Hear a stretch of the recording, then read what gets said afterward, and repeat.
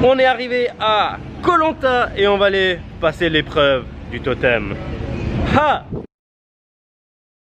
Je vais réaliser le défi de Thomas Esco, mon camarade d'armes à l'armée ERCT 47, chauffeur représente. Tu m'as demandé de faire un truc probablement interdit, de courir tout nu sur une plage en criant j'ai une plus grosse que toi. Vu que c'est un peu tout public, on va changer le mot par marsipulami. Ah, c'est plus funky. Première étape, se déshabiller. On commence par les lunettes. J'enlève les chaussures. Et maintenant, dernier. Et j'espère que je ne peux pas arrêter parce que la prison de Thaïlande c'est sale. Hein. C'est pas t'as la PlayStation dans ta cellule. Hein. Déjà t'as pas ta cellule, t'es 200 en prison. Bon, allez, c'est parti. J'ai plus rien. Oh. J'ai une plus grosse marsipulami que toi. Que dire de Koh Lanta? Koh Lanta c'est une île où en fait il y a beaucoup de francophones. Bah, tout simplement parce que je pense qu'ils se font un peu tout savoir comme moi. On a vu l'émission, ça a un certain nom et tout, et en pensant à avoir mieux.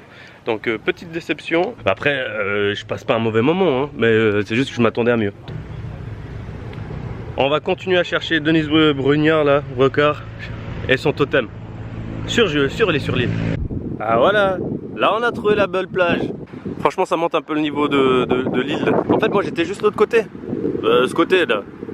C'est pour ça j'étais un peu déçu, c'était pas le bon côté de l'île. Devant moi on a un truc vraiment hyper stylé comme poubelle. Je trouve le concept vraiment intelligent en fait. Vraiment intelligent d'avoir fait une poubelle poisson pour montrer ce que ça engendre de balancer du plastique dans les mers. Et voilà, il arrive avec son stand et il le pose comme ça, tout près et tout. Parfait. Donc à partir de 5 h, cette rue elle devient zone street food.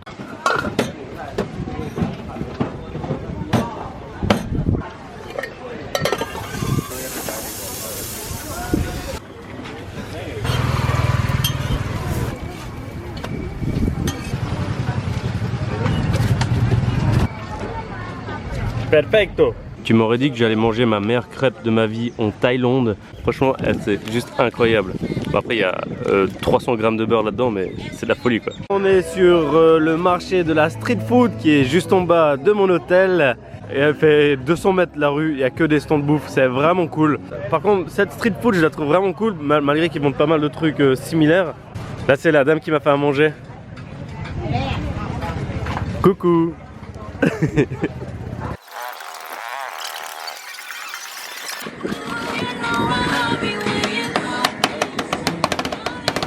Mesdames et messieurs, la meilleure serrure du monde. Alors, pour fermer ta chambre, tu fais ça.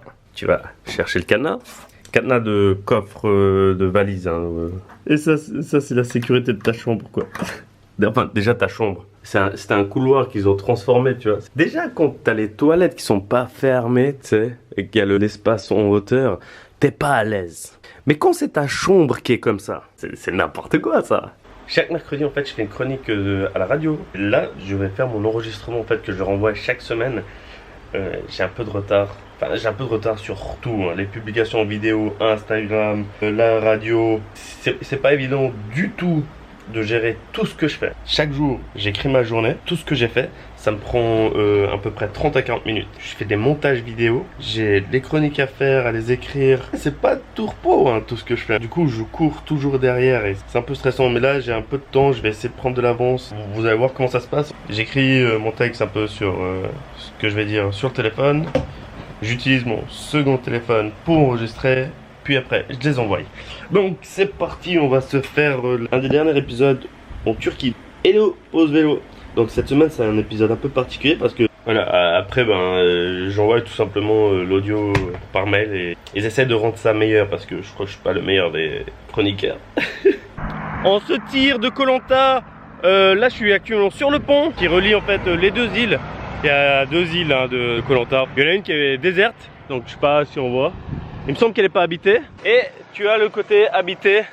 Et qui est aussi quand même séparé, t'as d'un côté côté touriste et t'as de l'autre côté, par où moi je suis arrivé par le port, c'est l'ancienne Koh Lanta en fait. T'as les maisons sur pilotis et tout, c'est assez sympa. Enfin, c'est sympa à voir, juste passer et voir hein, en passant. Voilà, qu'est-ce que je vais dire de Koh Lanta? De 1, je ne m'attendais pas à ça. Je pensais vraiment qu'il y avait plus d'activité que ça. Et j'ai pas vu Dennis Brognard là. Donc du coup je suis aussi un peu déçu. Je pensais qu'il était sur un pylône là, sur un pilotis à attendre avec son totem dans les mains, rien. Koh Lanta ça n'a pas vraiment démarré à Koh Lanta, ça a démarré sur une île un peu plus loin, Koh Rock il me semble. Chaque année je crois ça change, maintenant ça se tourne aux îles Fidji. Ça a juste gardé le nom parce que déjà c'est assez stylé. Pour de vrai, Koh Lanta c'est pas pourri hein. C'est juste que c'est pas ce que je m'attendais. Si tu as envie de faire du balnéaire, de pas être avec Masta touriste, c'est bien parce qu'en fait, sur l'île, il n'y a rien à faire. Il y a juste une cascade à aller voir. Donc si tu as envie d'être tranquille, pas des trucs comme Phuket, Samui, c'est une bonne alternative en fait.